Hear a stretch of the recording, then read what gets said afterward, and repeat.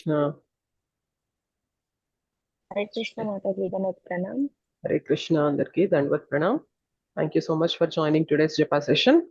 So ఈ రోజు మనం భగవద్గీతలోని 18వ అధ్యాయంలో తదుపరి శ్లోకాలు అనేవి చర్చించుకుందాము. సో లాస్ట్ క్లాస్ లో ఎంతవరకు చర్చించుకున్నాం? 17 శ్లోకాలు అయిపోయినాయి మాతాజీ. 17 అయిపోయాయా? 16 కాదా? 16 అనుకుంటాను. Yes, sure. 17వ శ్లోకం నుంచి ఈ రోజు మనం డిస్కస్ చేద్దాము.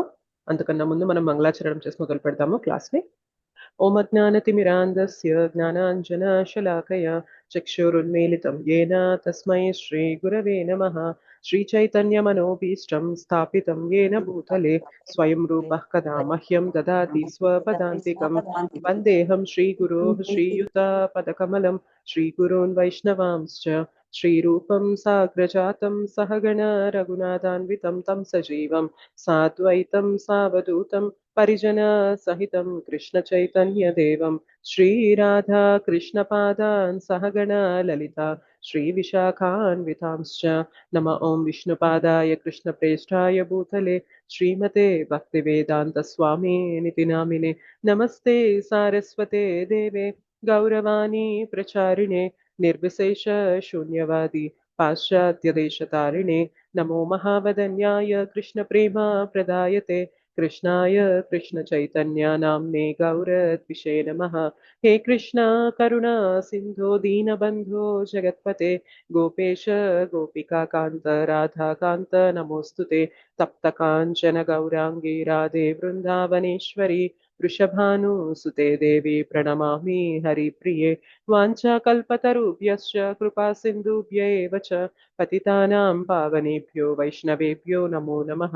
जय श्री कृष्ण चैतन्य प्रभु नित्यानंद श्री अद्वैत गदाधर श्रीवासादि गौर भक्त वृंद. हरे कृष्णा कृष्ण कृष्ण हरे हरे हरे राम राम राम हरे हरे. जय जय श्री चैतन्य जय नित्यानंद जय द्वैत चंद्र जय गौर भक्त वृंद. ओम नमो भगवते वासुदेवाय. ओम नमो भगवते वासुदेवाय. ओम नमो भगवते वासुदेवाय. मुखं करोति वाचालं पंगुं लंघयते गिरिं यत्कृपातमहं वन्दे श्रीगुरुं दीनतारिणं परमानन्दमाधवं श्रीचैतन्य ईश्वरम्. गुरवे गौरचन्द्राय राधिकाय तथालये कृष्णाय कृष्णभक्ताय तद्भक्ताय नमो नमः. श्री श्री राधा मदन मोहन जी की जय. श्री श्री गौर निताई की जय. श्री श्री जगन्नाथ बलदेव सुभद्रा मैया की जय. जगत गुरु पतित पावन श्रील प्रभुपाद की जय. श्रील गुरुदेव की जय. अनंत कोटि वैष्णव वृंद की जय. श्रीमद् भगवत गीता की जय. निताय गौर प्रेमानंदे हरि हरि बोल.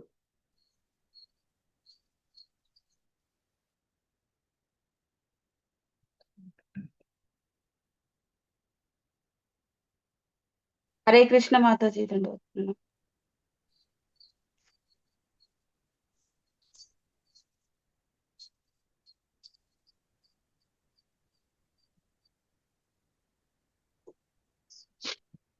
हरे कृष्ण అందరికీ దండవత్ ప్రణామ్. हरे कृष्ण माता जी दंडवत हरे प्रणाम। कृष्ण माताजी दंडवत प्रणाम। దండవత్ ప్రణామ్. हरे कृष्ण. हरे कृष्ण माताजी दंडवत प्रणाम। దండవత్ ప్రణామ్ మాతాజీ. हरे कृष्ण. हरे कृष्ण माता जी दंडवत प्रणाम। हरे कृष्ण प्रभु जी దండవత్ ప్రణామ్. यस्य नाहं कृतो भावो చెప్పండి. यस्य नाहं कृतो भावो कृतो भावो यस्य नाहं कृतो भावो यस्य नाहं कृतो भावो बुद्धिर्यस्य न लिप्यते बुद्धिर्यस्य न लिप्यते बुद्धिर्यस्य न लिप्यते बुद्धिर्यस्य न लिप्यते हत्वापि स इमान् लोकान् हत्वापि स इमान् लोकान् न हन्ति न निबध्यते నహంతి నిబధ్యతే న హంతి న నిబధ్యతే నహంతి నిబధ్యతే యస్య నాహం కృతో భావో బుద్ధిర్యస్య న లిప్యతే యస్య నాహం భావో లిప్యతే యస్య నాహం కృతో భావో బుద్ధిర్యస్య న లిప్యతే యస్య నాహం భావో లిప్యతే హత్వాపి స ఇమాన్ లోకాన్ న హంతి న నిబధ్యతే హత్వాపి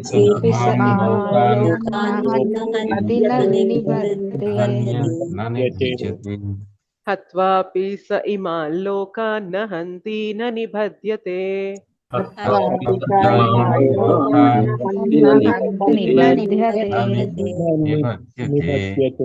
యస్య నాహం కృతో భావో బుద్ధిర్యస్య న లిప్యతే హత్వాపి స ఇమాన్ లోకాన్ న హంతి న నిబధ్యతే యస్య నాహం కృతో భావో యస్య న లిప్యతే హత్వాపి స ఇమాం లోకాన్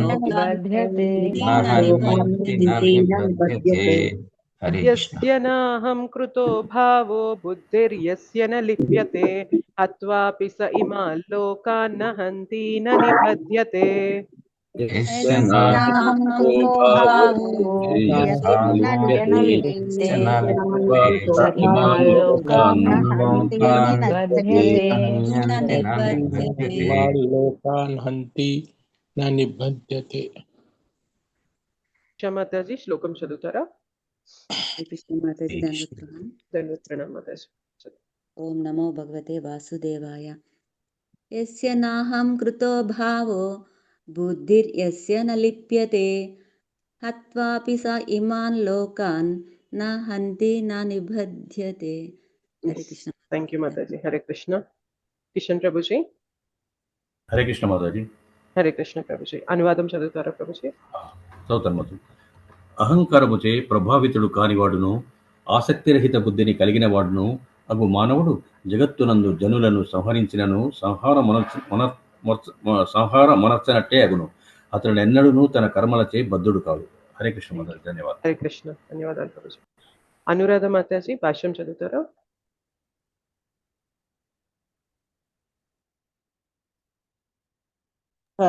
చదువుతా మాతాజీ. హరే కృష్ణ.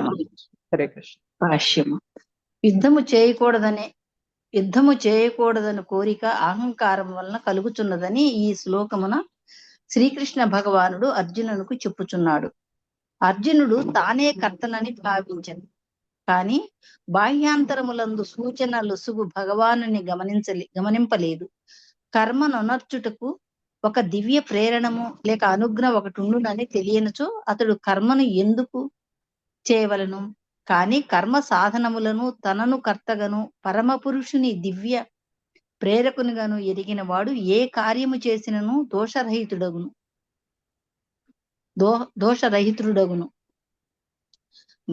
అట్టి వాడెన్నడును మోహమునకు గురిగాడు. నేనే చేయుచున్నాను, నాదే బాధ్యత అనేది భావములు, అహంకారము, నాస్తికత్వము మరియు కృష్ణ చైతన్యము లేకపోవుట చేత కలుగుచుండును. పరమాత్ముని లేక దేవాది దేవుని నిర్దేశము కృష్ణ చైతన్యము అనుసరించు వర్తించువాడు సంహార కార్యము సంహరింపని వాడే అగును. అట్టి సంహారము చేయగలుగు ప్రతిక్రియ చేత అతడెన్నడును కలతనొందడు. ఒక యోధుడు తన పై అధికారి ఆజ్ఞను అనుసరించి వధించినచో అతడు అపరాధ దోషమును గురికాడు. కాని సైనికుడు తన సొంత కారణము కొరకు ఎవరినైనాను చంపినచో అతడు న్యాయస్థాన తీర్పునకు గురి చేయబడును. Hare Krishna Mataji. Thank you Mataji. Krishna. Thank you Mataji.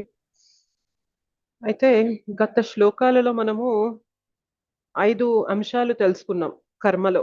ఎవరైనా చెప్పగలరా అవి ఏంటి అనేది?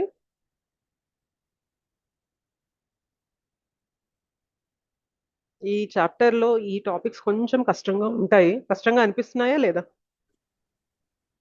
ధన్యవాదాలు. హరే కృష్ణ. హరే కృష్ణ. శరీరము, కర్త, ఇంద్రియములు, వాటి తాలూకు వ్యాపారాలు, దైవము, ఈ 5 చెప్పారు మాతాజీ. ఓకే. కర్మ ఎలా జరగాలి అనేది ఈ 5 కారణాల వల్ల జరుగుతుంది. ఓకే. ఫైన్. హరే కృష్ణ. ఇంకెవరైనా చెప్తారా? ఎస్ పావని మాతాజీ చెప్పండి. శరీరము, ఆత్మ, మనం చేసే పనులు, ఇంద్రియాలు, ఫైనల్ గా కృష్ణుని యొక్క కృప. హరే కృష్ణ. కరెక్ట్. హరే కృష్ణ. సో ఇప్పుడు ఆ 5 అంశాలు అనేవి ఒక చిన్న ఎగ్జాంపుల్ తీసుకొని చర్చించుకొని ఈ శ్లోకం అనేది మనం డిస్కషన్ కంటిన్యూ చేద్దాము.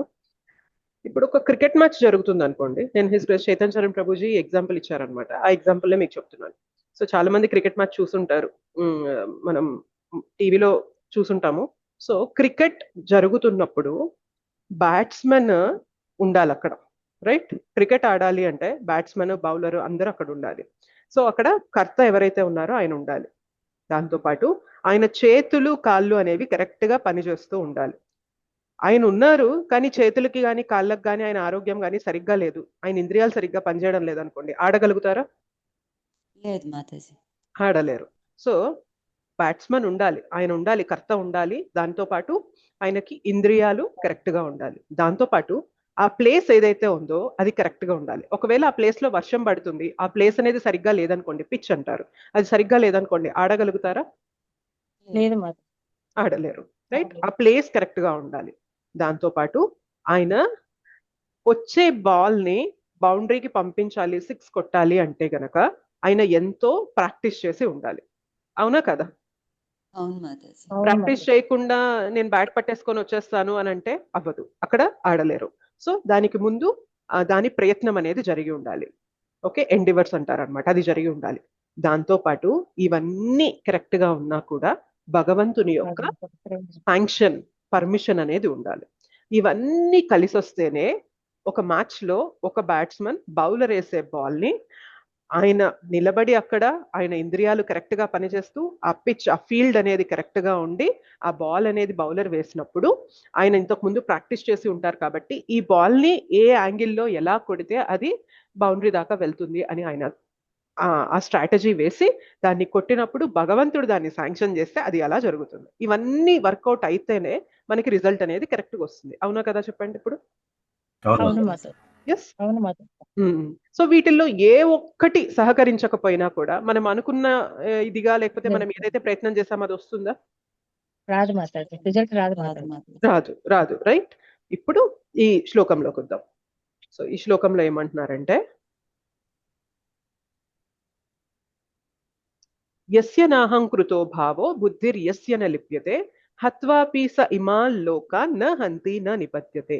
అహంకారముచే ప్రభావితుడు కానివాడును ఆసక్తి రహిత బుద్ధిని కలిగిన వాడును అగు మానవుడు జగత్తునందు జనులను సంహరించినను సంహారమొనర్చనట్లే యగును. అతడెన్నడును తన కర్మలచే బద్ధుడు కాడు. అయితే ఎందుకు ఇక్కడ చంపినా కూడా చంపనట్లే అని ఎందుకు అంటున్నారు? అసలు ఇక్కడ ఎందుకు వచ్చింది ఈ కంటెక్స్ట్ అంటే, అర్జునుడి హృదయంలో నేను చంపుతున్నాను అనే భావన ఉంది. అవునా కదా? చెప్పండి. అవును మాత. నేను చంపుతున్నాను అనే భావన ఉంది అంటే, ఒకవేళ అక్కడ బ్యాట్స్మెన్, క్రికెట్ ఫీల్డ్ లో నుంచున్న బ్యాట్స్మెన్ నేను ఒక్కడిని ఉన్నాను కాబట్టి నేను కొట్టేయగలిగాను అని అనుకుంటే, మిగిలినవన్నీ వర్కౌట్ అవ్వకపోతే ఆయన కొట్టగలుగుతారా? పిచ్ సరిగ్గా లేదు, ఆయన ముందు ప్రయత్నం సరిగ్గా పెట్టలేదు, ఆయన చేతికి గాయం అయిపోయి ఉంది, అండ్ భగవంతుని ఆజ్ఞ లేదు. వీటిల్లో ఏదో ఒక్కటి మనకి జరిగినా కూడా ఆయన ఆడగలుగుతారా? చెప్పండి. ఆడలేరు లేదు మాత. మాతాజీ. ఆడలేరు. ఏది సో లేకుండా జరగదు.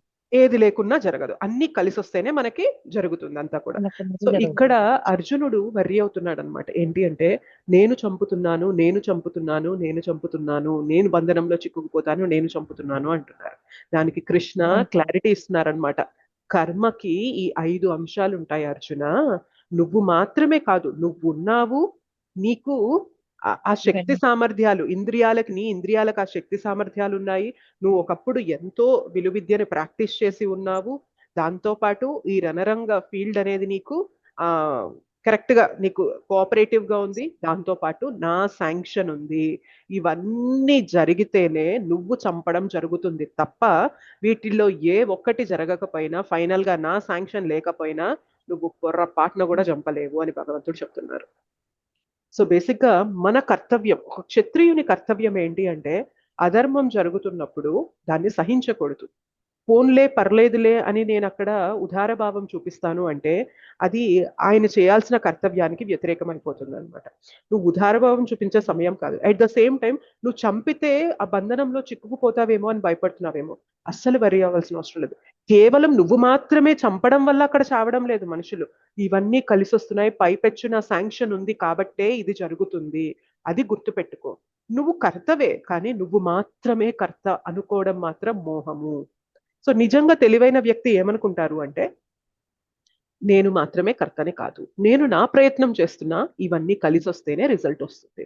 యాక్చువల్గా ఈ విషయం తెలిసిందనుకోండి, మనం రెండిటి నుండి మనం ఏమంటారు ప్రొటెక్ట్ చేసుకోబడతాం అనమాట. మనల్ని మనం కాపాడుకోబడతాం. ఒకటి ఏంటి అంటే అహంకారం నుండి మనల్ని మనం రక్షించుకోబడతాం. ఇంకొకటి ఏంటి అంటే చాలా దిగులు కృంగదీసే స్థితి నుండి మనల్ని మనం కాపాడుకోగలుగుతాం. ఎలా అవుతుంది అంటే అహంకారం నుండి ఎలా మనం ప్రొటెక్ట్ చేసుకుంటాం, మనల్ని మనం కాపాడుకోబడతాము అంటే నేను మాత్రమే కర్త అని అనుకున్నప్పుడు, ఇప్పుడు ఫర్ ఎగ్జాంపుల్ మనం వంట చేస్తున్నాం అనుకోండి, చాలా మంది మాత చేస్తున్నారు క్లాస్లో, మనం వంట చేస్తున్నాం అనుకోండి, ఎవ్రీ టైమ్ ఒక ఆకుకూర తీసుకుందాం, పప్పు చేద్దామని చెప్పి తీసుకుందాం. ఓకే, సో ఆకుకూరని పప్పులో వేసి దానికి కావాల్సినవన్నీ వేసి పప్పు వండామన్నమాట ఆ రోజు. సో ఆ రోజు భగవంతునికి నివేదన చేసాం, తీసుకున్నాం. ఆ రోజు చాలా బాగా కుదిరింది. Okay fine. మళ్ళీ ఒక 1 వీక్ ఆర్ 10 days అయ్యాక సేమ్ థింగ్ మనం రిపీట్ చేస్తున్నాం. రిపీట్ చేస్తామా చేయమా? ఒక్కోసారి అఫ్కోర్స్ ఒక్కోసారి మనం రిపీట్ చేస్తూనే ఉంటాం అవే వంటలు. Yes or no? మళ్ళీ మీరు 10 రోజుల తర్వాత సేమ్ అదే ఆకుకూర తీసుకొని అదే వంట ఇంతకు ముందు ఎలా అయితే ఏవేవైతే వేశారో అలానే వేసి, ఇంతకు ముందు ఎలా అయితే కుక్ చేశారో అలా కుక్ చేసి అలానే నివేదన చేసి మళ్ళీ మీరు తింటున్నారు. ఒకప్పుడు ఉన్న టేస్ట్ మళ్ళీ ఇప్పుడు వచ్చే ఛాన్స్ అనేది ప్రతిసారి అవుతుందా? నా వల్లనే నేను అప్పుడు అలానే చేశాను, ఇప్పుడు ఇలానే చేస్తాను, ఇలానే వస్తుంది అనే పాసిబిలిటీ ఉంటుందా చెప్పండి? మెనీ థింగ్స్ చేంజ్ అవుతూ ఉంటాయి అక్కడ. ఒక్కొక్కసారి మనం సరిగా శ్రద్ధ పెట్టి చేయము, ఉప్పు కారాలు పులుపు అవన్నీ అటు ఇటు వేసేస్తాం, తేడా వచ్చేస్తుంది. అట్ ద సేమ్ టైం ఒక్కొక్కసారి ఏంటి అంటే అది భగవంతుని శాంక్షన్ ఉండదు. మేబీ దీన్ని ఒకప్పుడు బాగా కుదిరేలా చేశారు, ఇప్పుడు కొంచెం అది అటు ఇటు అయ్యేలాగా అయింది. అండ్ ఒక్కొక్కసారి ఏమవుతుంది అంటే దాంట్లో ఇంగ్రీడియంట్స్ ఏవైతే వాడామో అవి కరెక్ట్ గా లేకపోతే అది టేస్ట్ అనేది మారిపోతుంది. సో సింపుల్ ఎగ్జాంపుల్ ఇది. అంటే ఏంటి ఈ ఎగ్జాంపుల్ తీసుకున్నారని అనుకోవద్దు, బట్ ఏంటి అంటే ఇది మనకి డే టు డే దైనందిన జీవితంలో ఉంటుంది కాబట్టి ఇది మనం గ్రహించాలి. సో ఎప్పుడైనా బాగా జరిగితే, బాగా వస్తే నా వల్లనే జరిగింది అని అనుకుంటే మాత్రం, నీ వల్లనే జరిగితే ఎవ్రీ టైం నువ్వు అది చేసినప్పుడు అలానే రిజల్ట్ రావాలి. అలానే వస్తుందా? రావట్లేదు. మరి అలాంటప్పుడు బాగా వచ్చినప్పుడు నా వల్లనే జరిగింది అని ఎలా ఫీల్ అవుతాం చెప్పండి? ఎవ్రీ టైం రిజల్ట్ కరెక్ట్ గా అలానే వస్తూ ఉంటే నా వల్లనే జరిగింది, నా వల్లనే జరిగింది, నా వల్లనే జరిగింది అని అనుకోవచ్చు. కానీ ఒకసారి బాగొచ్చింది, ఒకసారి కొంచెం అటు ఇటు అయింది అంటే నాతో పాటు ఇక్కడ చాలా ఫ్యాక్టర్స్, చాలా అంశాలు అనేవి ఇవి కూడి వస్తేనే రిజల్ట్ అనేది కరెక్ట్ గా వస్తుంది అని తెలుసుకున్నవాడు అహంకారానికి గురి అవ్వడు. బాగా చేసినప్పుడు నేను చేయగలిగాను నా ప్రయత్నం, దాంతో పాటు ఇవన్నీ కూడా తోడ్పడ్డాయి కాబట్టే నేను బాగా చేయగలిగాను. ఓకే, బీట్ ఎనీథింగ్, ఏ పని అయినా కానివ్వండి, వంట చేయడం కానివ్వండి, చదువుకొని ఎగ్జామ్స్ చేయడం కానివ్వండి, ఒక స్పోర్ట్స్ పర్సన్ కానివ్వండి, ఏ కర్మ తీసుకున్నా, ఏ కార్యం చేస్తున్నా కూడా ఈ విషయాన్ని మనం గుర్తుపెట్టుకోవాలి. అహంకారానికి ఎందుకు గురవుతామంటే నేను చేస్తేనే ఇది జరిగింది అనే భావనలో మనం ఉంటాం కాబట్టి అహంకారానికి మనము లోనవుతూ ఉంటాం. అది చాలా అనర్థమా కాదా చెప్పండి? అహంకారం, గర్వం అనేది మనలో పెద్ద అనర్థమా కాదా?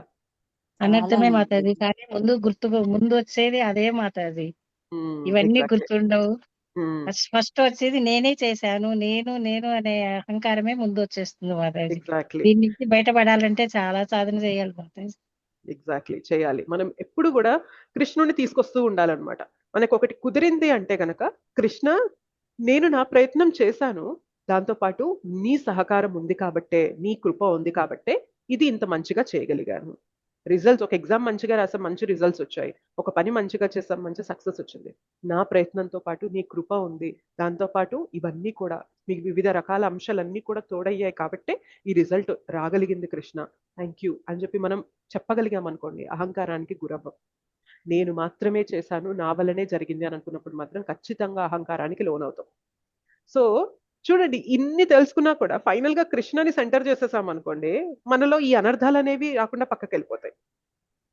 నేను మాత్రమే చేశాను అనుకున్నప్పుడు అహంకారం వస్తుంది. భగవంతుడిని సెంటర్ చేసేసి, నీ కృప ఉంది, నువ్వు నాకు ఇవన్నీ వనరులు ఇచ్చావు, నా ఇంద్రియాలు కరెక్ట్ గా ఉంచావు, నాకు ఈ వెజిటబుల్స్ ఇవన్నీ కరెక్ట్ గా ఇచ్చావు, నాకు శక్తిని ఇచ్చావు చేయడానికి, నిలబడి చేసి ఎప్పుడు ఎట్లా ఏది చేయాలి అనే బుద్ధిని శక్తిని ఇచ్చావు. అండ్ దాంతోపాటు నేను నా ప్రయత్నం కూడా చేశాను, అందుకనే ఇది జరిగింది, ఇవన్నీ కూడా నువ్వు అరేంజ్ చేసావు కాబట్టి నీ కృప వల్లనే జరిగింది అని అనుకున్నప్పుడు మనం అహంకారానికి గురవం. ఎట్ ద సేమ్ టైం ఇంకొక ఎక్స్ట్రీమ్ ఏంటి అంటే కృంగిపోతూ ఉంటాం అనమాట. సరిగ్గా జరగనప్పుడు కృంగిపోతూ ఉంటాం. జరగనప్పుడు కూడా మనం ఎలా ఉండాలి అంటే, నా ప్రయత్నం నేను కరెక్ట్ గా చేశానా లేదా అనేది మనం చూసుకోవాలి. మన ప్రయత్నం సరిగ్గా లేదనుకోండి, డెఫినెట్లీ మనల్ని మనం కరెక్ట్ చేసుకోవాలి. మన ప్రయత్నం మనం 100% ఇవ్వగలిగాం, మన కేపబిలిటీ ఎంతైతే ఉందో మన శక్తి మేరకు మనం చేయగలిగాం, అయినప్పటికీ కూడా వివిధ రకాల కారణాల వల్ల సంహౌ ఆ పని సరిగ్గా జరగలేదనుకోండి, బాధపడకూడదు, కృంగిపోకూడదు. మేబీ బాధ అనిపిస్తుంది, అయ్యో సరిగ్గా జరగలేదే ఇది అని చెప్పి బాధ అనిపిస్తుంది. కానీ ఇంకా అదే ఆలోచిస్తూ అదే ఇదిలో అయ్యో అయ్యో అయ్యో అయ్యో అని చెప్పి మనం ఇదైపోతూ ఉంటాం చూసారా, అది కృంగదీసేస్తుంది అనమాట. మన కర్తవ్యాన్ని, నెక్స్ట్ మనం చేయాల్సిన పనికి మనకి అది ఆపేస్తూ ఉంటుంది అనమాట. సో కృంగిపోకూడదు. అర్థమవుతుందా? సో ఈ కర్మలో ఉన్న 5 అంశాలు తెలుసుకోవడం వల్ల మనం వేటి నుంచి రక్షించుకోబడతాం చెప్పండి? అహంకారం మరియు అహంకారం నుంచి మనిషి కృంగిపోకుండా మనం అహంకారం నుండి ఎలా కాపాడబడతాం? కృష్ణుడిని సెంటర్ చేసి కృష్ణుని సెంటర్ చేసుకొని ఇవన్నీ కృష్ణుని నీ వల్లనే నాకు సమకూరినాయి అని భావనతో మనం చేసామంటే నీ వల్ల సమకూరాయి మరియు నా ప్రయత్నం కూడా నేను పెట్టగలిగాను. సో ఎప్పుడు కూడా ఎలా ఉండాలి అంటే భక్తుడు, ఇప్పుడు నేను జస్ట్ హరినామమే చేసుకుంటూ ఉంటాను, ఇంట్లో బాధ్యతలన్నీ అవి అంతటా అవే జరిగిపోతాయి అంటే అసలు అలా జరిగిద్దా ఆలోచించండి. లేదు, అవ్వదు.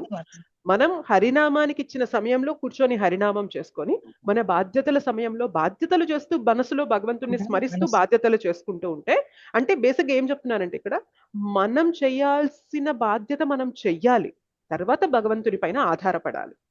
అండ్ క్రెడిట్ తీసుకునేటప్పుడు గుర్తుపెట్టుకోవాలి ఏంటి అంటే, నా వల్ల మాత్రమే జరగలేదు ఇది, ఇవన్నీ సహకరించాయి కాబట్టే జరిగింది. ఓకే, అలా మనం విచక్షణ కలిగి ఉన్నాం అనుకోండి, ఒకవేళ జరగకపోయినా కూడా అలా కృంగిపోమన్నమాట. విచక్షణ లేకుండా నా వల్లనే జరిగింది అనుకునేవారు మాత్రమే ఎక్కువ కృంగుపాటికి గురవుతూ ఉంటారు. ఎంతమంది స్టూడెంట్స్ ఎంతమంది అనుకున్న రిజల్ట్స్ రాలేదని చెప్పి సూసైడ్ అటెంప్ట్స్ చేసేసుకుంటారు, అవునా కదా చెప్పండి? అవును మాతాజీ. నిజంగా వాళ్ళు కష్టపడలేదు అనుకోండి, ఫైన్, నెక్స్ట్ టైం నేను కష్టపడతాను, నా వైపు తప్పు జరిగింది, నేను ఇయర్ అంతా కూడా నేను వేస్ట్ చేసుకున్నాను, తప్పు చేశాను, సో నెక్స్ట్ టైం నేను తప్పు చెయ్యను, లెట్ మీ ఫిక్స్ దిస్, నాలో నేను ఇది కరెక్ట్ చేసుకొని నేను మళ్ళీ తిరిగి నేను కష్టపడతాను అని దాన్ని ఒక ఇంప్రూవ్మెంట్ కి వారధిగా తీసుకున్నాం అనుకోండి, డెఫినెట్లీ మనం ఎదుగుతాం. మనం కష్టపడినా కూడా మనం అనుకున్న రిజల్ట్ రాలేదనుకోండి, ఇది భగవద్ ఇచ్ఛ, భగవంతుడు నాకు ఈ రిజల్ట్ ఈ టైంలో ఇవ్వాలి అనుకోలేదు, నేను కష్టపడ్డా, ఫైన్, దట్స్ ఓకే, కానీ ఇప్పుడు భగవంతుడు నాకు ఇవ్వాలనుకోలేదు, నేను దీన్ని యాక్సెప్ట్ చేస్తా. ఎంత ప్రశాంతంగా ఉంటుంది ఆలోచించండి. మనుషులు అంత ఎక్స్ట్రీమ్కి వెళ్ళిపోతారా? వాళ్ళని వాళ్ళు చంపేసుకోవాలి, వాళ్ళని వాళ్ళు ఇది చేసుకోవాలి, లేకపోతే మన చెడు అలవాట్లకి బానిస అయిపోవడము, నాకు అనుకున్నది నాకు రాలేదు అని చెప్పి అటువంటి స్థితికి వెళ్ళిపోతామా ఈ జ్ఞానం అనేది తెలుసుకుంటే? వెళ్ళం. సో ప్రతి శ్లోకంలో కూడా మన జీవితానికి ఎలా అన్వయించుకోవాలి అనే ఆస్పెక్ట్ లో ఆలోచించండి. సో ఓకే, కర్మలో 5 అంశాలు ఉంటాయంట అని అలా చదువుకుంటే మేబీ మనం పెద్ద పొందిన వాళ్ళం అవ్వం, అవునా కదా చెప్పండి? ఓకే, ఏదో చెప్తున్నారు కర్మలో 5 అంశాలు ఉంటాయని తెలుసుకుంటే మనకు పెద్ద బెనిఫిట్ ఉండదు.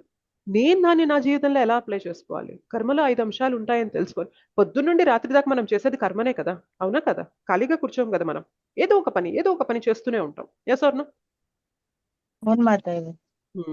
సో ప్రతి దాంట్లో కూడా కొన్ని సక్సెస్ వస్తాయి, కొన్ని మనం అనుకున్నంత రాకపోవచ్చు.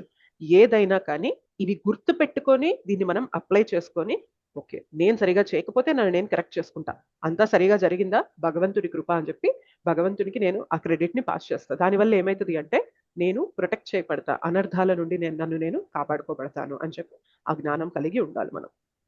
ఓకేనా? సో మరి ఈ శ్లోకం చంపినా కూడా చంపనట్టే అని అంటే ఇదేమన్నా లైసెన్స్ ఇస్తుందా మనకి ఇష్టం వచ్చినట్టు చంపమని చెప్పి?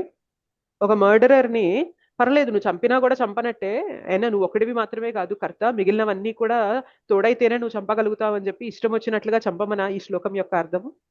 కాదు మాతాజీ. కాదు.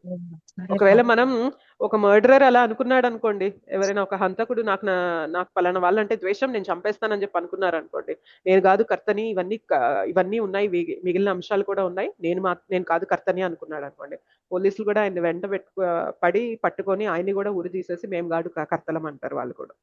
యా, సో ఇది ఈ శ్లోకాన్ని ఇలా కాదు అర్థం చేసుకోవాల్సి. ఈ శ్లోకాన్ని ఏంటి అంటే, ఇప్పటిదాకా నా మైండ్ ఇదే ఉంటుంది మాతాజీ, అడగకుండా మీరే చెప్పారు. Yes Mataji. So great devotees ఏంటి అంటే అన్ని ఆస్పెక్ట్స్ లో కవర్ చేస్తారు మాతాజీ. నేను చైతన్య చరణ్ ప్రభుజీ దగ్గర ఆ బ్లాగ్ లో చదివి ఈ క్లాస్ ప్రిపేర్ అయ్యాను కాబట్టి ఆయన చెప్పారు అనమాట.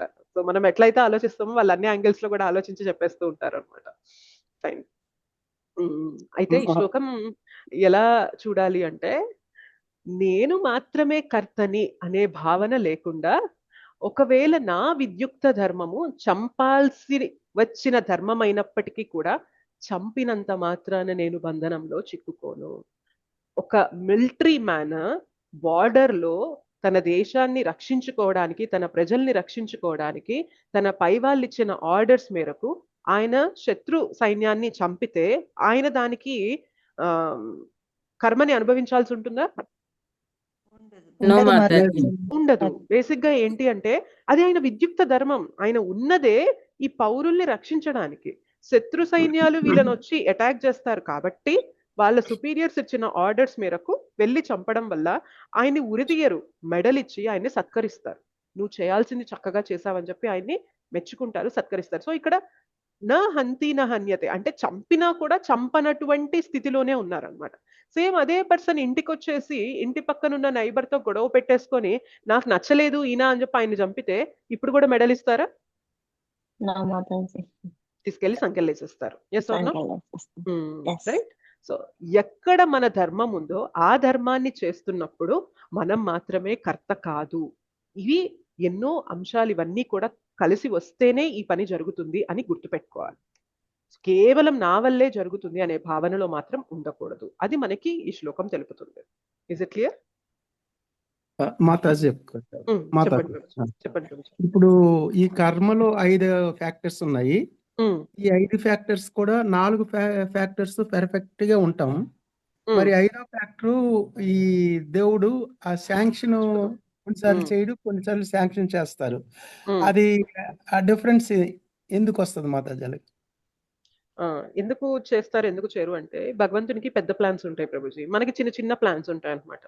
మనకి మన జీవితంలో ఎక్కువ ఫ్యూచర్ చూడడం మనకి తెలియదు. ఏది మంచి లాంగ్ రన్ లో శ్రేయోదాయకమైంది ఏంది మనకి అనేది తెలియదు అనమాట.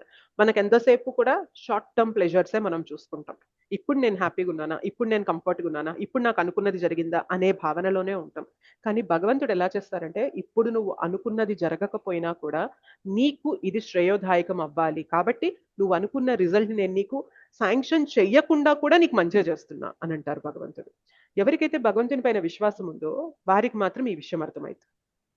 విశ్వాసం లేదనుకోండి వాళ్ళు ఏమంటారంటే, నేను కష్టపడుతున్నాను కదా నాకు ఎందుకు రిజల్ట్ ఇవ్వట్లా, నేను కష్టపడుతున్నాను కదా నాకు ఎందుకు రిజల్ట్ ఇవ్వట్లా అంటాం. నిజంగా మన వైపు కష్టం ఉండి మనకి రిజల్ట్ రావట్లేదు అంటే ఖచ్చితంగా మనం గుర్తుపెట్టుకోవాలి, భగవంతుడి ప్లాన్ ఏదో ఉంది, వేరే ఉంది. రిజల్ట్ రాలేదు అంటే ఓకే, యాక్సెప్ట్ చేద్దాం. కొంచెం సమయం వెయిట్ చేస్తే భగవంతుడు మెల్లగా రివీల్ చేస్తారనమాట, మనకి చూపిస్తారు ఆయన ప్లాన్ ఏంటి అనేది మనకి తెలుపుతారనమాట. అప్పటిదాకా మనం ఓర్పుగా ఉండాలి, సహనంతో ఉండాలి. భగవంతుని పైన నమ్మకం ఎప్పుడు బయటపడుతుంది అంటే, మనకి అనుకున్నది జరగనప్పుడు కూడా ఆయన్ని విశ్వాసంతో పట్టుకొని ఉంటాం చూసారా, అప్పుడే బయటపడుతుంది అనమాట.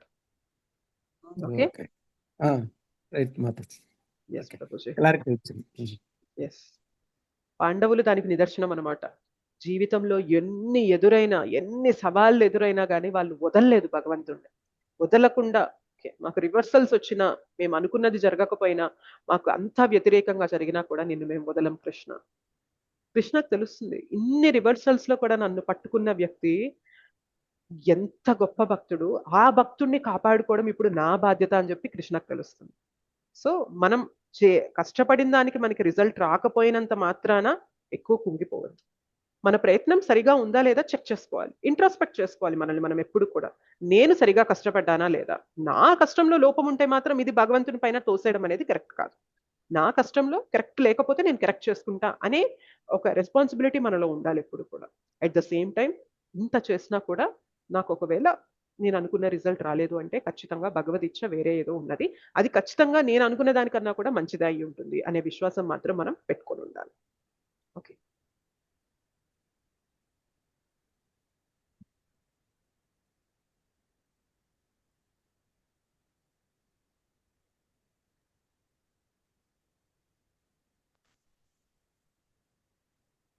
ఈ అహంకారం పోయిందనుకోండి చాలా హంబుల్ అయిపోతాం మనం. అవునా కదా చెప్పండి? ఇప్పుడు చాలా మందిలో ఉండే పెద్ద అనర్థం ఏంటంటే అహంకారం. నేనే చేయగలిగా, నా వల్లే జరిగింది, నా అంతటి గొప్పవాడు లేడు, నా అంతటి గొప్ప వ్యక్తి లేరు అని చెప్పి మనం చాలా అహంకారం ఫీల్ అవుతూ ఉంటాం అనమాట. అహంకారం అనేది భగవంతుడికి ఎప్పుడూ నచ్చదు డియర్ డివోటీస్. భగవంతునికి చాలా ఇష్టమైన గుణం ఏంటి తెలుసా మనలో? హ్యూమిలిటీ, వినయం.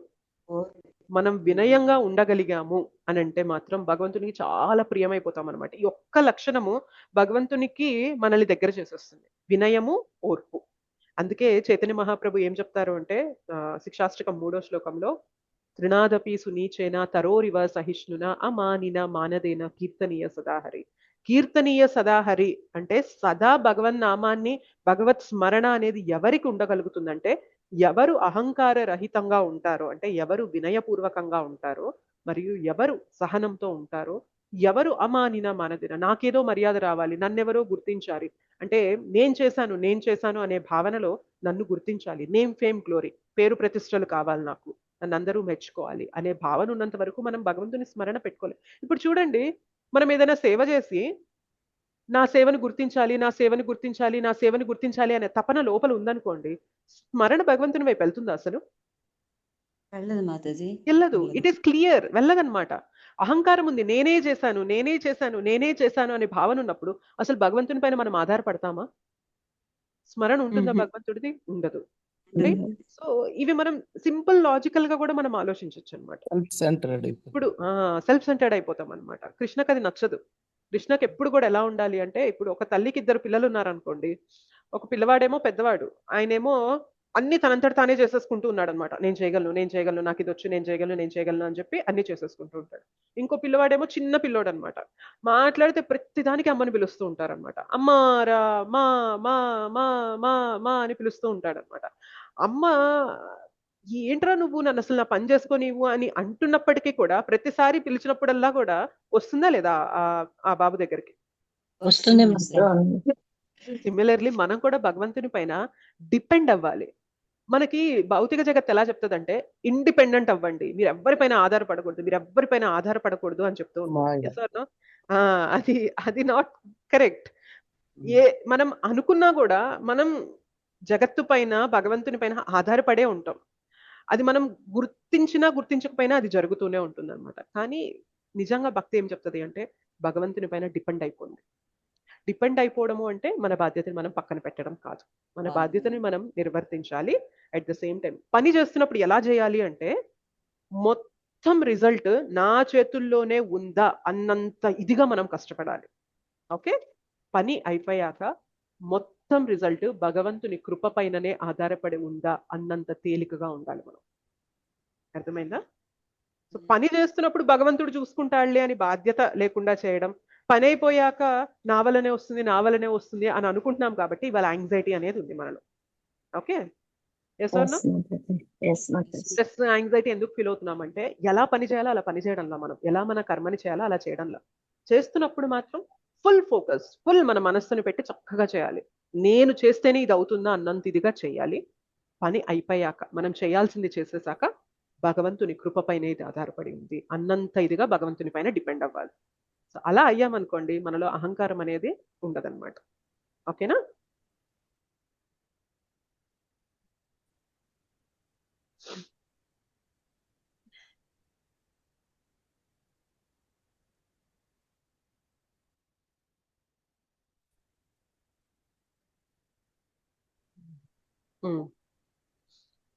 ఈ యొక్క శ్లోకం చూసి ఇవాళ క్లాస్ ఏం చేద్దాము.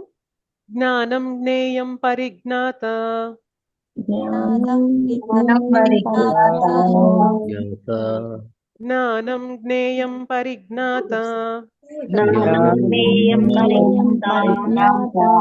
త్రివిధా కర్మ చోదన త్రివిధా కర్మ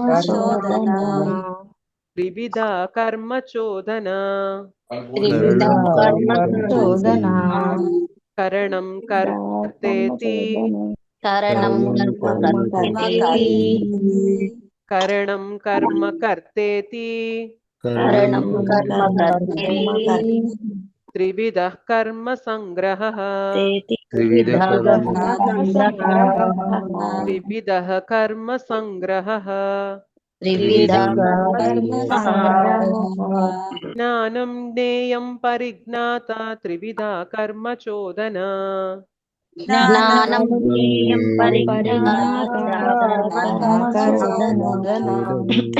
జ్ఞానం జ్ఞేయం పరిజ్ఞాత త్రివిధా కర్మ చోదన జ్ఞానం జ్ఞేయం పరిజ్ఞాత త్రివిధా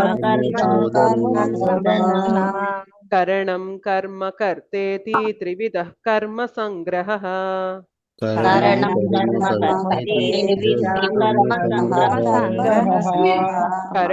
కర్మ కర్తేతి త్రివిధః కర్మ సంగ్రహః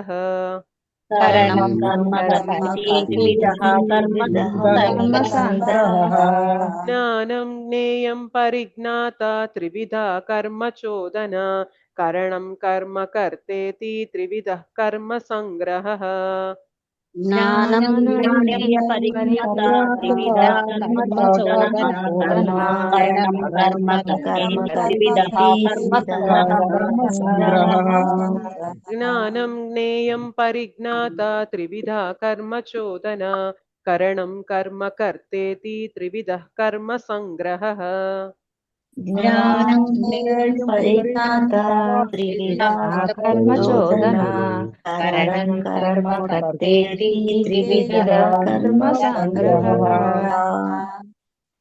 కళావతి మాతాజీ శ్లోకం చదువుతారా? హరే కృష్ణ మాతాజీ, దండవత్ ప్రణామ్. ధన్యవాద ప్రణామ్ మాతాజీ. జ్ఞానం జ్ఞేయం పరిజ్ఞాత త్రివిధా కర్మ చోదన కరణం కర్మ కర్తేతి త్రివిధ కర్మ సంగ్రహ. హరే కృష్ణ మాతాజీ. హరే కృష్ణ. ధన్యవాద ప్రణామ్. మోహిని మాతాజీ అనువాదం చదువుతారా? హరే కృష్ణ మాతాజీ. ఓం నమో భగవతే వాసుదేవాయ. జ్ఞానము జ్ఞేయము జ్ఞాత అనేది 3 అంశములు కర్మను ప్రేరేపించగా, ఇంద్రియములు కార్యము కర్త ఎనునవి కర్మ యొక్క 3 అంశములపై ఉన్నవి. హరే కృష్ణ మాతాజీ. హరే కృష్ణ. జనపవన రామచంద్రదాస్ ప్రభుజీ మాతాజీ భాష్యం చదువుతారు. బుక్స్ చదువుతాను మాతాజీ. చదవండి ప్రభుజీ. ప్రతిదినము వనర్చబడు కర్మలకు జ్ఞానము, జ్ఞాన లక్ష్యము, జ్ఞాత అనేది 3 అంశములు ప్రేరణములై ఉన్నవి. కర్మ నొనరించుటకు అవసరమగు సాధనములు కర్మము, కర్త అనునవి కర్మ యొక్క అంశములుగా పిలువబడును. మనుజుడు అనొచ్చు ప్రతి కర్మయు వీటన్నింటినీ కలిగియుండును.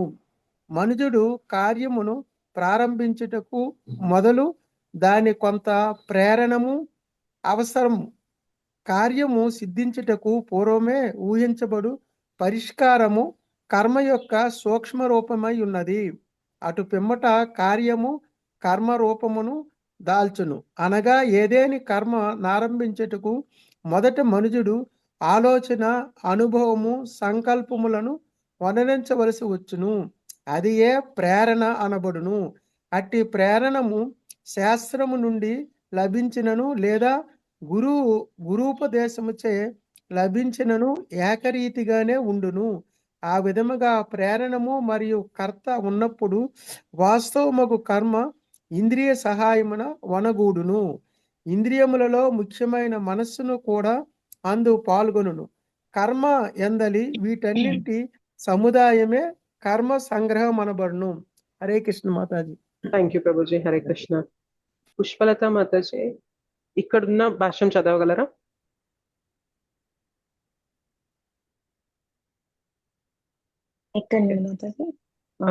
ఇక్కడున్న భాష్యం చదవగలరా ప్రభుజీ? ఓకే మాతాజీ. హరే కృష్ణ మాతాజీ. దండవత్సనం.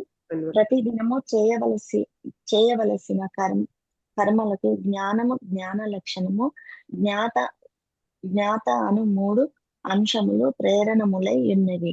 కర్మ నునరించుటకు అవసరమగు కర్మ సాధనములు. కార్యము, కర్త అనునవి కార్యమునందలి ముఖ్యాంశములు. ఎవరిచే చేయబడునను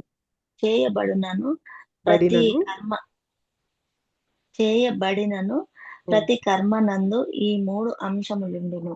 మానవుడు కార్యమును ప్రారంభించుటకు మునుపు దానికి కొంత ప్రేరణ అనగా ప్రోత్సాహము అవసరమగును. కార్యము సిద్ధించుటకు పూర్వమే ఊహించబడు పరిష్కారము ఆ కర్మ యొక్క సూక్ష్మ రూపము. అటు పిమ్మట కార్యము ఆచరణ రూపమును పొందును. అనగా ఏదేని కర్మ నారంభించుటకు మునుపు మానవుడు ఆలోచన, అనుభూతి, సంకల్పమును చేయవలసి వచ్చును. అదియే ప్రేరణ అనబడును.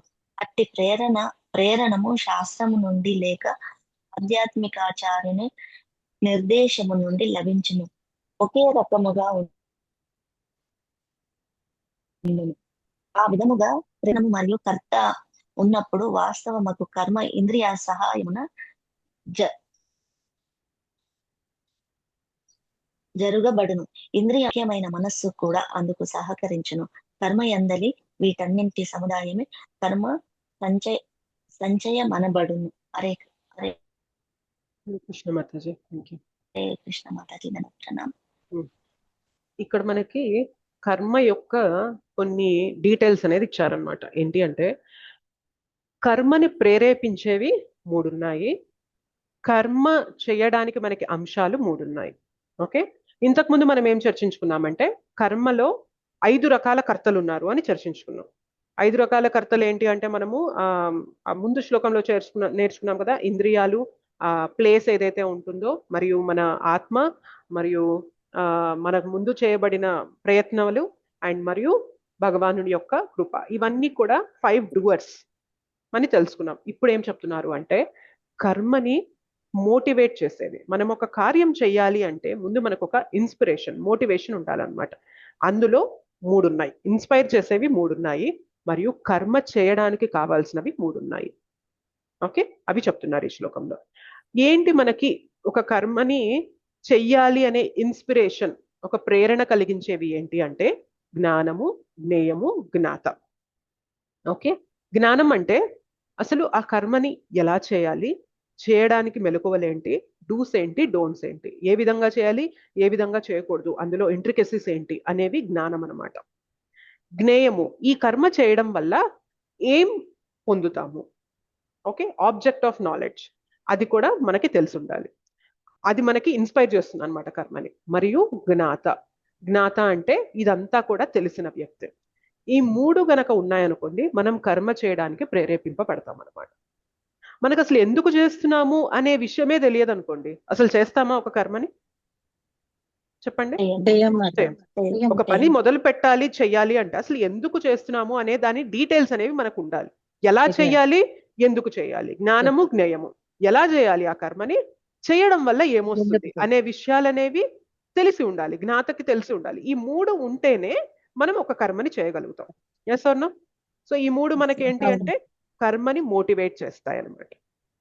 ఓకే, సో నెక్స్ట్ కర్మ యొక్క 3 అంశాలు ఏంటి అంటే కర్మ చెయ్యాలి అంటే ఈ 3 ఉండాలి. ఏంటి అంటే కర్మ ఉండాలి, కర్త ఉండాలి, ఇంద్రియాలు ఉండాలి. ఓకే, ఇంద్రియాలు అంటే ఇక్కడ మన శరీరము, ఈ ఫెసిలిటీ అంతా కూడా అనుకోండి. ఇంద్రియాలు విత్ అంటే మన శరీరం విత్ ఇంద్రియాలు, మనస్సు, ఇవన్నీ కూడా తోడై ఉండాలి. ఇవన్నీ ఉంటేనే మనము కర్మని చేయగలుగుతాం. సో కర్మలో 3 అంశాలు ఏంటి అంటే ఇంద్రియాలు, కర్మ, కర్త. అసలు అంటూ కార్యం ఉండాలి, కర్త ఉండాలి, కర్తకి ఈ ఫెసిలిటీస్, ఇంద్రియాలు అనేవి ఉండాలి. ఇవన్నీ ఉంటేనే మనము కర్మని చేయగలుగుతాము. ఓకేనా? అయితే ఇది జస్ట్ మనకి డీటెయిల్ వివరం ఉన్న శ్లోక. తర్వాత నెక్స్ట్ శ్లోకాస్ నుండి భగవంతుడు ఏం చెప్తారు అంటే జ్ఞానం 3 గుణాల్లో ఎలా ఉంటుంది అంటే సత్వగుణంలో ఉన్నవారు ఏ విధమైన జ్ఞానం కలిగి ఉంటారు, రజోగుణంలో ఉన్న వారి జ్ఞానం ఎలా ఉంటుంది, తమో గుణంలో ఉన్న వారి జ్ఞానం ఎలా ఉంటుంది. ఒకవేళ మనం తమో గుణంలో జ్ఞానంలో ఉన్నామనుకోండి, ఎలివేట్ చేసుకోవాలి, మనల్ని మనం పైకి తెచ్చుకుంటూ ఉండాలి. రజోగుణం తర్వాత సత్వగుణంలోకి మనల్ని మనం వృద్ధి చేసుకుంటూ ఉండాలన్నమాట. సో జ్ఞానం త్రిగుణాల్లో ఎలా ఉంటుంది, కార్యం త్రిగుణాల్లో ఎలా ఉంటుంది, కర్త త్రిగుణాల్లో ఎలా ఉంటారు, ఈ విషయాలు మనకి తదుపరి శ్లోకాల్లో ఒక్కొక్కటి కూడా త్రిగుణాల్లో ఎలా ఉంటాయి అనేది భగవంతుడు చెప్తారనమాట. ఓకేనా? జ్ఞానము, కర్మ, కర్త, ఈ మూడు ఎలా ఉంటాయి అనేది మనకి భగవంతుడు నెక్స్ట్ త్రిగుణాలు ఎలా ఉంటాయని చెప్తారనమాట. ఓకేనా? Is it clear? దాన్ని బట్టి మనం అనాలిసిస్ చేసుకోవచ్చు అనమాట. మనం ఎటువంటి కార్యాలు చేస్తున్నాము. మరొకసారి చెప్పండి. ఏది చెప్పమంటారు ప్రభు? ఈ శ్లోకమా? ఈ శ్లోకం. Okay okay. ఈ శ్లోకంలో మనకి కర్మని ప్రేరేపించేవి ఏంటి, కర్మలో అంశాలేంటి, కర్మ చేయడానికి అంశాలేంటి అనేది చెప్పారు. కర్మని ప్రేరేపించేవి ఏంటి అంటే ఫస్ట్ నాలెడ్జ్, జ్ఞానం ఉండాలి. ఆబ్జెక్ట్ ఆఫ్ నాలెడ్జ్, జ్ఞానం తీసుకోవడం వల్ల మనం ఏం పొందుతాం, ఈ కర్మని చేయడం వల్ల ఏం పొందుతాం అనేది కూడా తెలిసి ఉండాలి. మరియు ఇదంతా తెలిసిన వ్యక్తి ఉండాలి, జ్ఞాత, వన్ హూ నోస్ దిస్, ఎవరికైతే తెలుస్తుందో ఆయన ఉండాలి. ఇవన్నీ ఉంటేనే ఒక కర్మ చేయడానికి మనకి మోటివేషన్ అనేది వస్తుంది. ఓకే. దాంతో పాటు నెక్స్ట్ కర్మ చేయడానికి మనకి 3 అంశాలు కావాలి. ఏంటి అంటే కర్మ ఉండాలి, అసలంటూ పని ఉండాలి, పని చేయడానికి కర్త ఉండాలి, డూవర్ ఉండాలి, కర్త ఉండాలి, దాంతో పాటు ఆయనకి ఇంద్రియాలు ఉండాలి. ఈ 3 ఉంటే మనకి కర్మ అనేది జరుగుతుంది. తదుపరి శ్లోకాల్లో ఈ జ్ఞానం, కర్త, కర్మ త్రిగుణాల్లో ఎలా ఉంటాయి అనేది నెక్స్ట్ ఒక 9 to 10 శ్లోకాస్ అనేవి మనకి దీనిపైననే ఉంటాయి. ఓకేనా? ఓకే.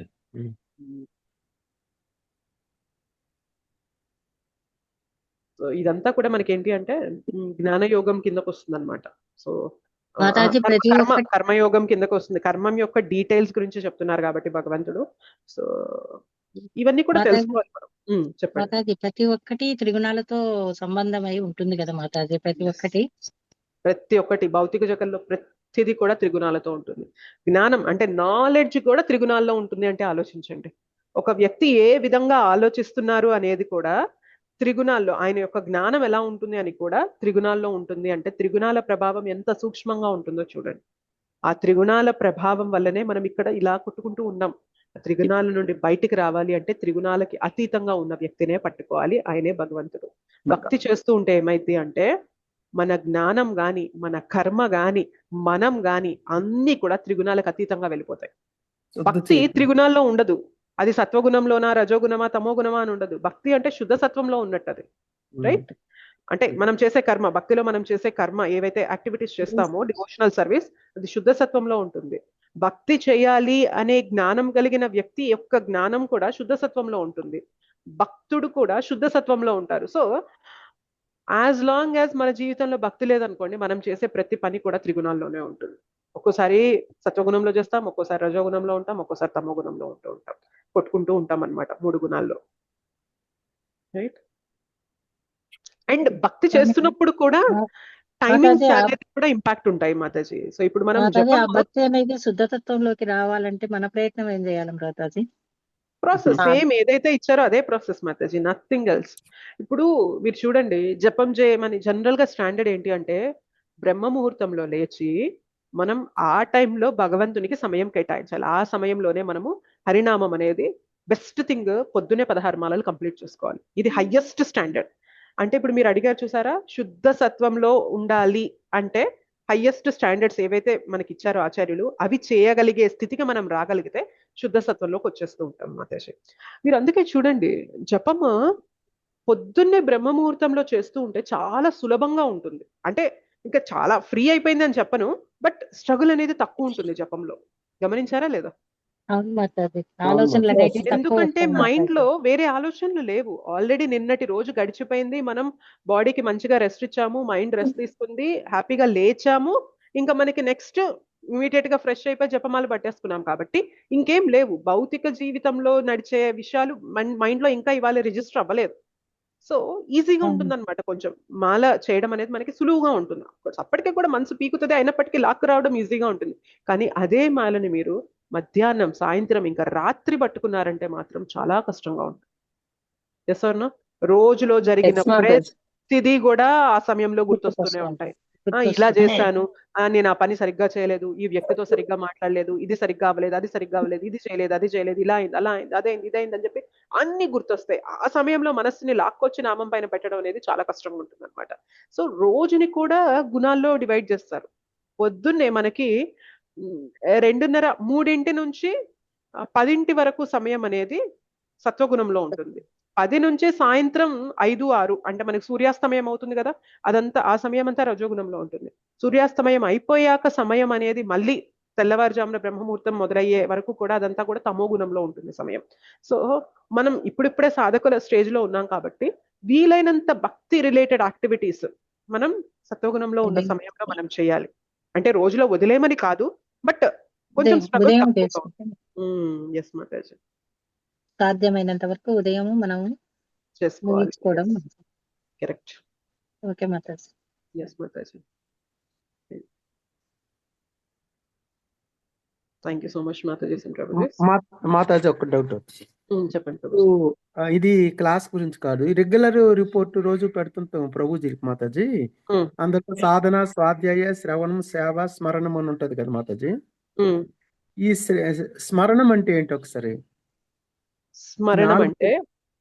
స్మరణం అంటే భగవంతుడి యొక్క హస్తక్షేపం మన జీవితంలో ఎలా చూసాము అనే విషయం పైన మీరు స్మరణంలో రాయొచ్చు. లేదా భగవంతునికి నేను ఏ విధంగా ఇవాళ దగ్గర అవుతున్నాను. బేసిక్ గా మనలో వచ్చే మార్పులు, మనలో ఎలాంటి మార్పులు చేసుకోవాలి అని మనం ఇవాళ తెలుసుకున్నాము. మనం భగవంతుడి యొక్క లీలని తెలుసుకొని రమించిపోయాము. ఇట్లా ఏ విషయాలైనా కానీ మీరు స్మరణంలో పెట్టచ్చు. స్మరణం అంటే బేసిక్ గా అక్కడ లెర్నింగ్స్ అనే పెట్టారు. సో భక్తి రిలేటెడ్ గా మనం ఇవాళ తెలుసుకున్నాం, కోపం అనేది ఒక్క letter short of danger, anger is 1 letter short of danger అని తెలుసుకున్నాం. మనకి చాలా కోపం వస్తుంది, కానీ కోపం, యాంగర్ ని స్పెల్లింగ్ ఏం చెప్పండి ఇంగ్లీష్ లో? ANGER. ANGER. డేంజర్ స్పెల్లింగ్ ఏంటి చెప్పండి? DANGER. అంటే యాంగర్ కి ముందు డి ఒక్కటి చేరిస్తే డేంజర్ అయిపోయింది, రైట్? సో బేసిక్ గా యాంగర్ డేంజర్ గా మారకుండా ఉండాలి అంటే మనలో ఆ డి ఉండాలి. ఏంటి అంటే డివోషన్ ఉండాలి, రైట్? డివోషన్ ఉంది, కృష్ణ పైన స్మరణ ఉంది. మనం వీలైనంత తొందరగా కృష్ణని స్మరించుకుంటూ ఉన్నాం అనుకోండి, యాంగర్ బారిన పడకుండా ఉంటాం మనం. సో ఈ విషయం తెలుసుకున్నాం అనుకోండి, అది ఆ రోజు మీరు లెర్నింగ్ గా రాయొచ్చు. నేను యాంగర్ కి బాగా గురవుతున్నాను, కానీ ఎందుకు యాంగర్ కి గురవుతున్నానంటే భగవంతుని స్మరణ నాకు అవ్వడం లేదు కాబట్టే నాకు కోపం వచ్చేస్తుంది. భగవంతుని స్మరణ అవుతుంది అనుకోండి, మనకి గుర్తొస్తుంది ఎదుటి వ్యక్తిలో కూడా భగవంతుడు పరమాత్మగా ఉన్నారు, వారిపైన నేను కోప్పడకూడదు. కోప్పడితే నేను భగవన్ నామాన్ని చెప్తే భగవంతుడు ఎలా ప్రసన్నుడవుతాడు, గురుమహారాజ్ ఎలా ప్రసన్నుడవుతారు? నేను ఇతరులతో ఇలా బిహేవ్ చేస్తూ ఉంటే భక్తిని నేను ఇలా ప్రజెంట్ చేస్తున్నాను కదా, భక్తి చేసినా కూడా మనం ఇలానే బిహేవ్ చేస్తాము అని మనం చూపిస్తూ ఉంటే భక్తిని ఎందుకు తీసుకుంటారు వేరే వాళ్ళు? భక్తికి మనం పాజిటివ్ ప్రచారం చేస్తున్నామా, నెగిటివ్ ప్రచారం చేస్తున్నామా? అప్పుడు నెగిటివ్ ప్రచారం చేస్తున్నాం. నేను దీన్ని ఓవర్కమ్ చేయాలి అని తెలుసుకున్నాను ఇవాళ అనే పాయింట్ మీరు రాయొచ్చు. సో మనం ఎక్కడ లాగ్ అవుతున్నాము అని మనం రాయొచ్చు. భగవంతుని యొక్క గొప్పతనం తెలుసుకుంటాం, ఆయన తన భక్తులతో ఎలా ప్రతిస్పందిస్తారనే విషయాలు తెలుసుకుంటాం, ఆ విషయాలు రాయొచ్చు. అండ్ ఇంకా ఏదైనా మీకు భక్తి చెయ్యాలి అని మోటివేషన్ కలిగిన ఏ విషయమైనా రాయొచ్చు అందులో. సో మీరు ఇప్పటిదాకా ఫిలాసఫీ చాలా వినుంటారు, కానీ ఒక పాయింట్ మీకు చాలా నచ్చేసి ఉంటుంది అనమాట ఇవాళ ఏదన్నా విన్నది, ఆ పాయింట్ మీరు ప్రజెంట్ చేయొచ్చు. ఏదైనా కానీ మీరు ఇవాళ ఆల్రెడీ విన్నదైనా మీరు దాన్ని ఇంప్లిమెంట్ చేయాలి అని ప్రయత్నం చేస్తున్నారు, ఆ పాయింట్ ని మెన్షన్ చేయొచ్చు. ఇలా ఏదైనా మెన్షన్ చేయొచ్చు ప్రభు. ఓకే, అంటే గురువుని ప్లీజ్ చేయడంలోనే మన ఆధ్యాత్మిక పురోగతి ఉంది అని మనం తెలుసుకున్నాం. నిన్న గురు పూర్ణిమ క్లాస్ విన్నాము, సో మనం సీనియర్ డివోటీస్ దగ్గర క్లాసెస్ విన్నాం.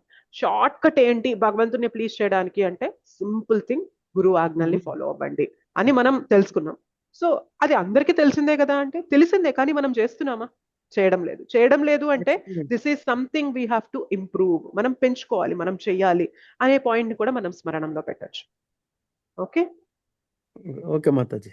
అంటే మనము ఈ 4 అంశాల్లో ఏంటైతే జ్ఞానము మనకు ఎక్స్పీరియన్స్ వచ్చిందో అది పెట్టొచ్చు.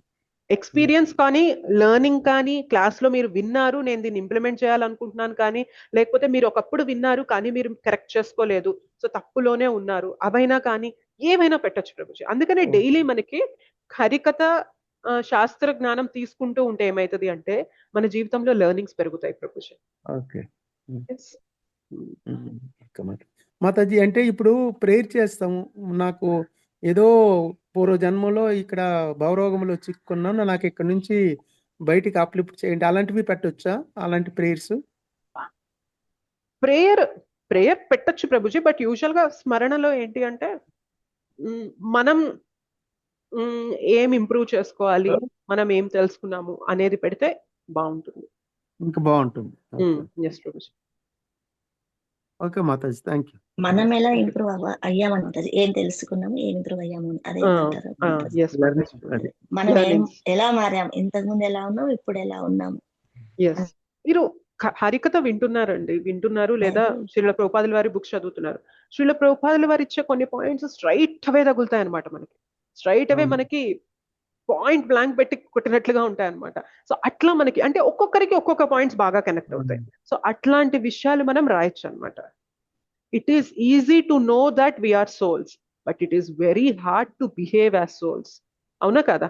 మనం ఆత్మ అని తెలుసుకోవడం చాలా సులువు. 4 క్లాసులు విన్నామనుకోండి, మనం ఆత్మ అని మనం తెలుసుకుంటాం. కానీ ఆత్మస్థరంలో మనం యాక్ట్ చేయాలి, రియలైజ్ అవ్వాలి ఆత్మస్థరంలో నేను అంటే మాత్రం మనం దాన్ని వాడుకలో ప్రాక్టీస్ లో పెట్టాలి. సో అట్లా కొన్ని పాయింట్స్ ఉంటాయి, అవి మీరు పెట్టొచ్చు ప్రభుజీ. ఓకే, అర్థమైంది Mataji. Yes Prabhuji. So book చదువుతున్నప్పుడు కానీ కథ వింటున్నప్పుడు కానీ మనం ఎలా వినాలి అంటే, నేను ఏం తెలుసుకొని నేను ఇంప్రూవ్ అవ్వచ్చు. భగవంతుని గ్లోరిఫికేషన్ ఉంటుంది, రైట్. దాంతో పాటు నేను ఎలా ఇంప్రూవ్ అవ్వాలి, నేను ఎక్కడెక్కడ కరెక్ట్ చేసుకోవాలి, నేను భగవంతునికి ప్రియంగా మారాలి అంటే నాకు దీంట్లో ఏం పాయింట్ నచ్చింది. సో అట్లాంటి కోణంలో వినడం, ఆ ఆస్పెక్ట్ అనేది పెట్టండి వింటున్నప్పుడు కానీ చదువుతున్నప్పుడు కానీ. ప్రతి లైన్ చదువుతున్నప్పుడు కూడా ఓకే, నేను ఏ విధంగా ఇంప్రూవ్ అవ్వగలను, ఓకే కృష్ణ ఇంత గొప్పవారా, కృష్ణ ఇంత ప్రేమిస్తున్నారా, కృష్ణ ఇంత కృపనిస్తున్నారా, నేను తిరిగి కృష్ణకి ఏం చేస్తున్నాను, నిజంగా అంత ప్రేమని ఇస్తున్నానా నేను కృష్ణకి, ఏదో కొంచెం సేపు ఇచ్చి వదిలేస్తున్నానా, లేదు. సో నేను ఇవ్వాలి అంటే నేను కృష్ణని స్మరణలోకి తీసుకురావాలి. నాకు కష్టంగా ఉండొచ్చు, బట్ స్టిల్ కష్టంగా ఉంటుందని ఆచార్యులు కూడా చెప్పారు. అయినప్పటికీ కూడా ఈ ప్రాసెస్ ని వదలద్దు అని చెప్తున్నారు. సో ఇట్లా మీరు ఆలోచన చేస్తున్నారు అనుకోండి, చదువుతున్నప్పుడు మననం చేస్తున్నారు, కాంటెంప్లేట్ చేస్తున్నారు, చదివాక ఎక్కడ లోపిస్తుంది అని మీకు మీరు అనలైజ్ చేసుకొని కంటెంప్లేట్ చేసుకుంటున్నారు. అందుకని బుక్ బెస్ట్ థింగ్ ఏంటి అంటే, కథ విన్న తర్వాత కూర్చొని మీరు నోట్స్ రాసుకున్నట్లయితే, కథ విన్న తర్వాత అసలు ఇవాళ నేను ఏం పాయింట్స్ తెలుసుకున్నాను, నా వీక్ పాయింట్స్ ఏంటి, నేను ఎలా ఇంప్రూవ్ అవ్వగలను అనే దానిపైన కొంచెం ఫోకస్ చేస్తున్నాం అనుకోండి, మనకి లెర్నింగ్స్ ఆటోమేటిక్ గా వస్తూ ఉంటాయి మాతాజీ. ఓకేనా? మనం ఈ అనాలిసిస్ చేయాలి, మళ్ళీ చేయాలి. అవును, ఆవు టకటక తినేస్తుంది. మనం క్యారెట్ కానీ లీఫీ వెజిటబుల్స్ కానీ ఇవన్నీ పెడుతూ ఉంటే వెజిటబుల్స్ తినేస్తుంది, అవునా కదా? అది మనలాగా ఒకే తింటూ నములుతూ మింగాక మళ్ళీ ఇంకో ముద్ద పెట్టుకుంటాం మనం. ఆవలా కాదు, మనం ఎంత పెడుతూ ఉన్నా అంత తీసేసుకుంటది. ఆవేం చేస్తుంది అంటే ఫస్ట్ తర్వాత పక్కకి వెళ్ళిపోయి తీరిగ్గా కూర్చొని దాన్ని అంతటిని కూడా బయటికి తీసుకొచ్చి బాగా నమిలి నమిలి నమిలి నమిలి మళ్ళీ లోపలికి తీసుకుంటది. సో మన కథ వింటున్నా కానీ లేకపోతే ఇట్లా బుక్ చదువుతున్నా కానీ మనం ఫోకస్ ఇలానే ఉండాలన్నమాట. దాన్ని డైజెస్టబుల్ గా మనము మళ్ళీ టైం తీసి దానిపైన కాంటెంప్లేట్ చేయాలి అనేదిగా ఉండాలి. ఓకేనా? ఓకే మాతాజీ, బాగా thank you. Thank you so much, Mataji and Prabhuji. Swancha kalpatarupyascha kripa sindhubhyeva cha patitanam pavanebhyo vaishnavebhyo namo namah.